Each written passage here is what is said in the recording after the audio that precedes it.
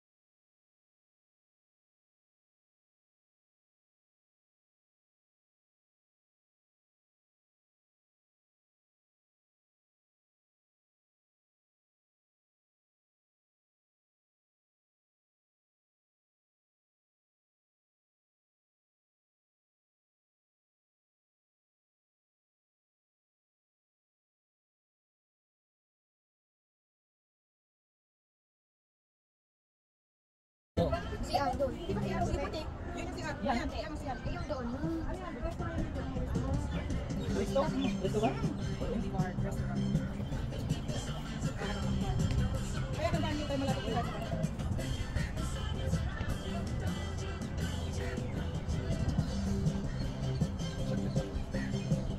Ipo-focus talaga nyo. Alis konti. Dito ka konti. Oh. Sundan nyo.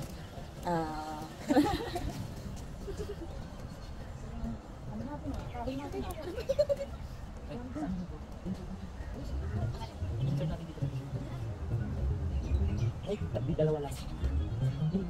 Lubab na lubab.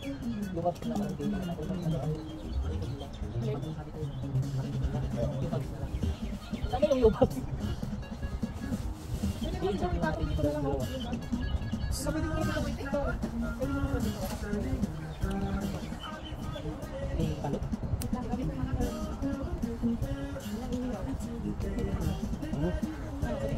Pwede ba? We are planning to do what later, right? So after you guys go, we can come here. What do you mean? No, what are you going to yes. We No, just just for the grill only. Okay. We can use it. Because no, we say that time, but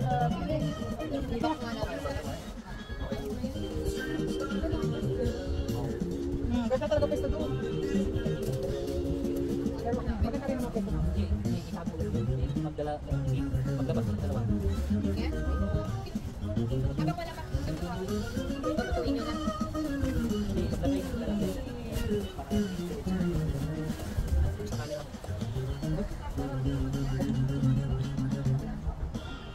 Hindi.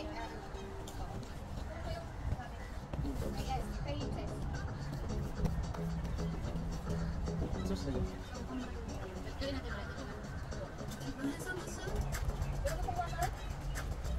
lang.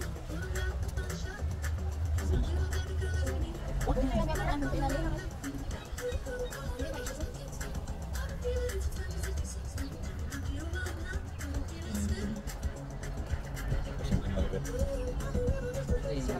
damdaman.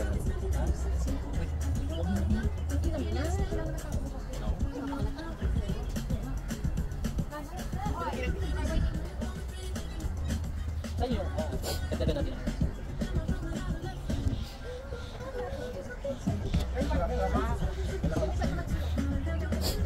Mamaya ba yan?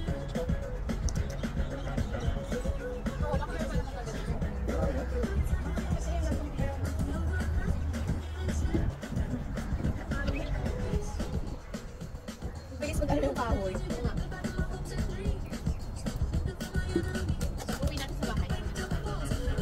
Wala tayong ganun-ganun na nakikita. Lagyan natin yan. Saucepan yan ng ano? Ay, sus.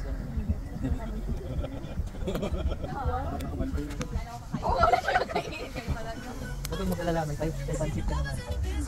Siyempre, ano naman, iba yung lasa nito. Dapat? Yung lalagyan na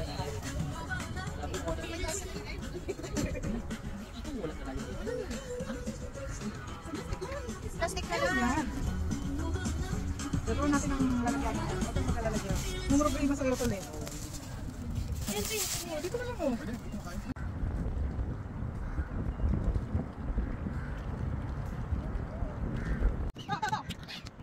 Parang gusto malapit nila!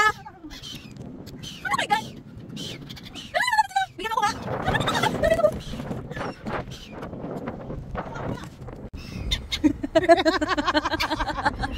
Bigyan mo. Ayaw nila ng malalaki? Oo. Ayaw nila ng malalaki? Anuin mo lang, litan mo lang. Kasi hindi nila makuha. Lalapitan ako eh. Tingnan mo, lumalapit sila. Ang cute! Ay! Huwag niyo ako itihan talaga.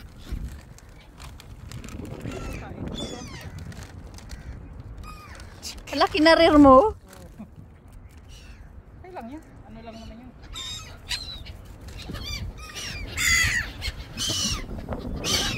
Oh. Hey!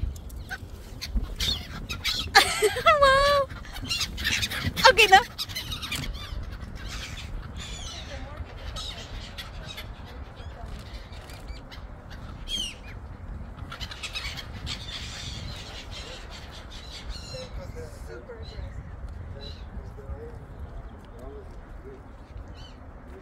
Uwak.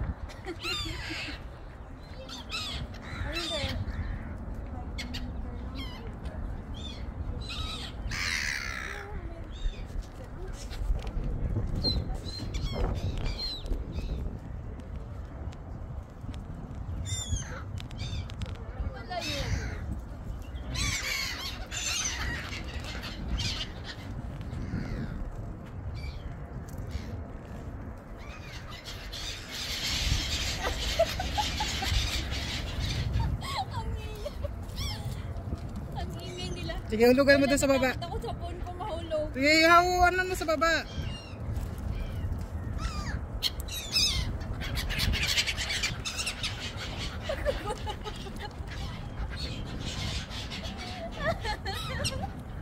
Natatawa ko sa Bigay mo.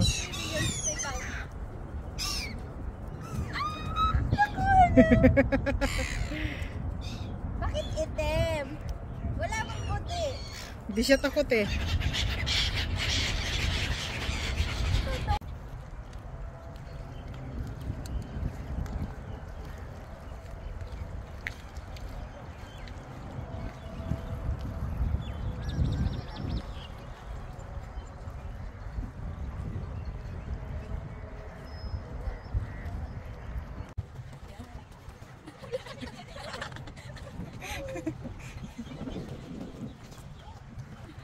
Lumayo na. O, bigyan mo pagkain. Baka lumapit. Parang po, ha? Dapat din nagdala tayo ng ilagay ng Ano po? Ito pa po. wala na pa.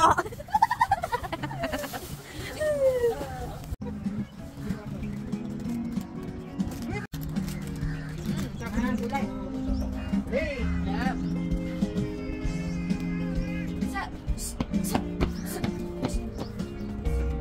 Di ba Esther mahilig ka sa puta? Bakit ngayon inatapoy mo na? Ganyan ayaw. Store ko.